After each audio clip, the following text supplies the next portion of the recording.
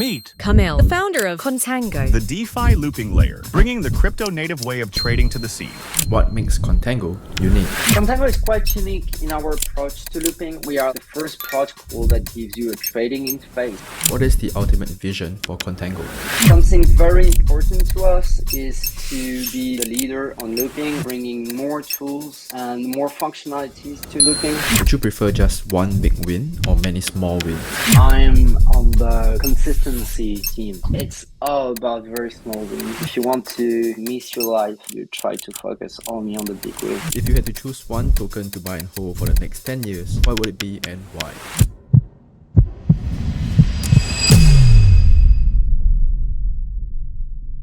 Give an elevator pitch about Contango to a friendly old grandma you meet on the 30th floor at the Ritz-Carlton Hotel. Contango has democratized the access to what we call looping. You have like a lot of opportunities to have a yield on your DeFi token. Those yield could be in the double or triple digits. If you don't want to take my word for granted, you can check the analytics board. You will see that the protocol reached more than 2.5 billion in traded volume and more than 350 million in open interest.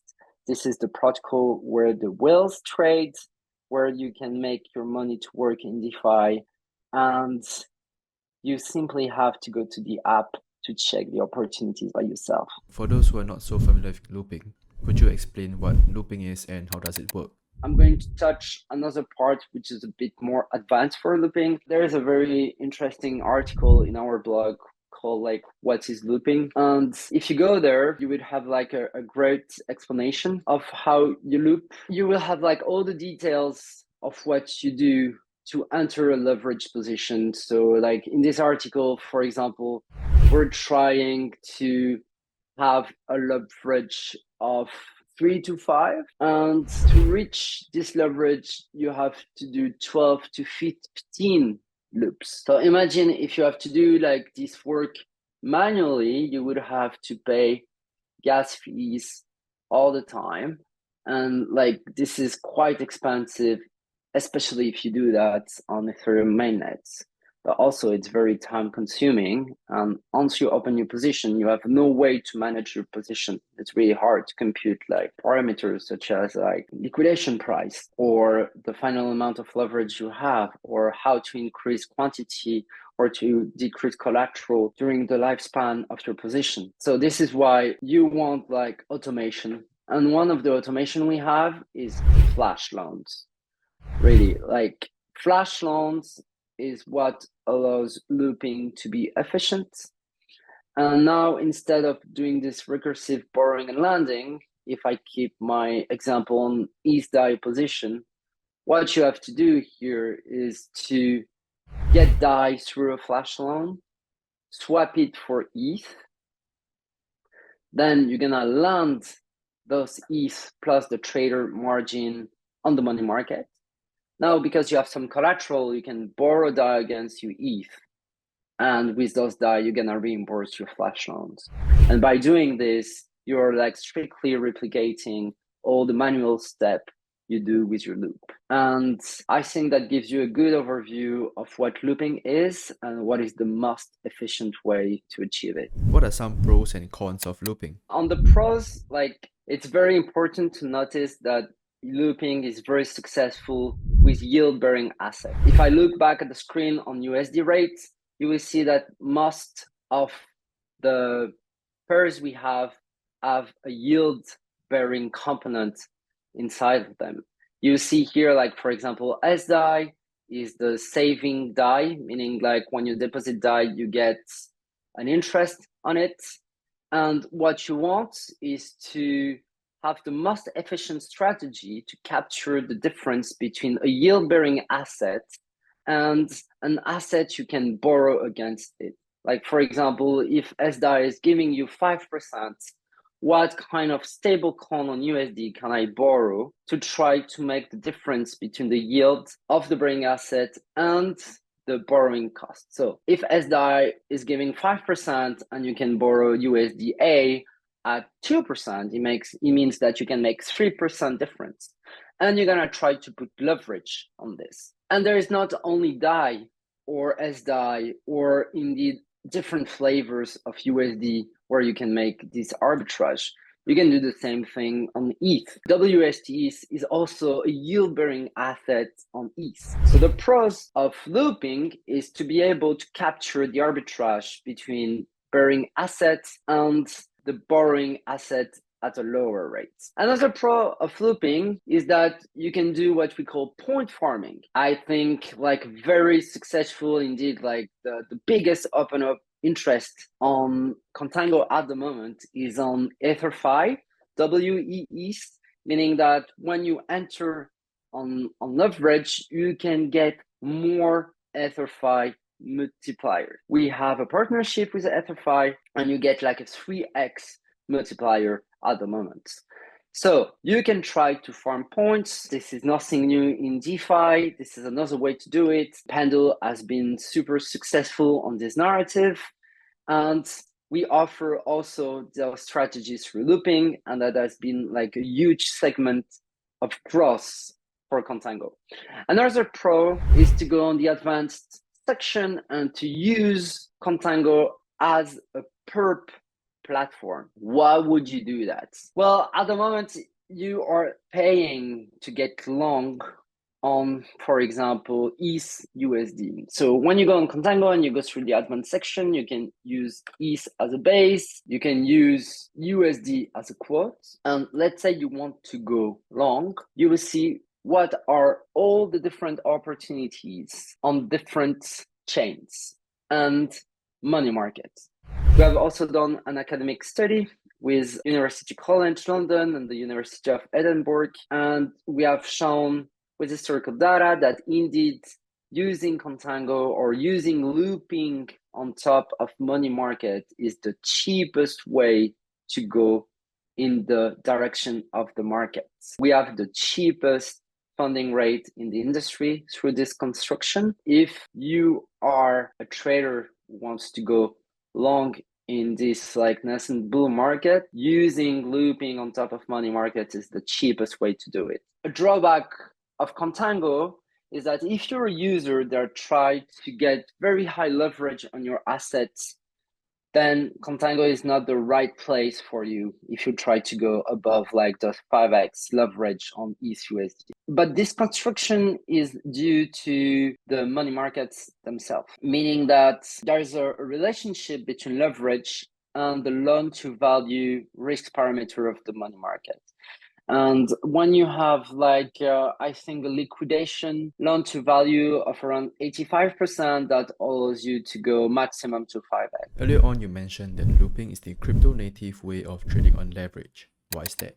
It's the native way of trading on leverage because since DeFi exists, the first protocol we had were like what we call 1.0 protocols like Maker. How Maker works is like, for example, you put ETH as collateral and then you mint DAI. And from the start, people have understood that they could sell back those DAI for ETH, put it back as collateral and repeat this loop. Even on Aave, you could do the same thing. You can put ETH as collateral or lend ETH to borrow DAI, and you can repeat these circles. Since the years 2017, 2018, people are really like training on leverage natively in DeFi. This has been here forever, and we're now bringing the tools to make things easier and faster, push the boundaries around like this crypto native way of trading. What makes Contango unique? Contango is quite unique in our approach to looping. We're really like bringing looping to the next level.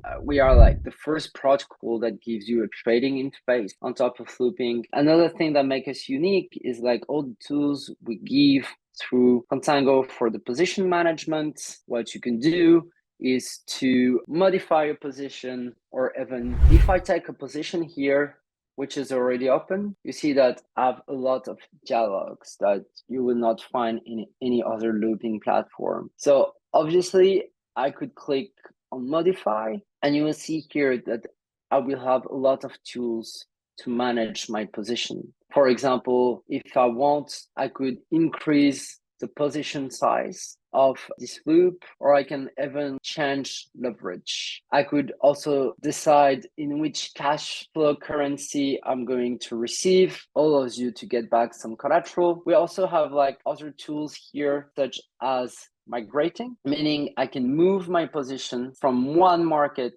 to the other. So you mentioned you guys are on 6 chains and 13 money markets. Who else are you integrated with? We have the biggest name in DeFi. If you look at the money market, we have like Aave V2 and Aave V3. Also, Aave has created like new instances to segregate risk with specific players. So you have Aave Lido, which got like really successful for looping. We have both Compound V2 and V3. And another one bringing a lot of innovation is Dolomite and Silo, because they're really better at segregating risk. Could you show us what are some of the best strategies on Contango right now? So if you go on the simplified screen, we have done all the work for you. You simply have to put the amount you want to invest. So let's say I want to invest like 10 ETH and I want a minimum ROE of 10%. You will see the best opportunities. For example, this one, you get like 8% between the bearing rate and the borrowing rate.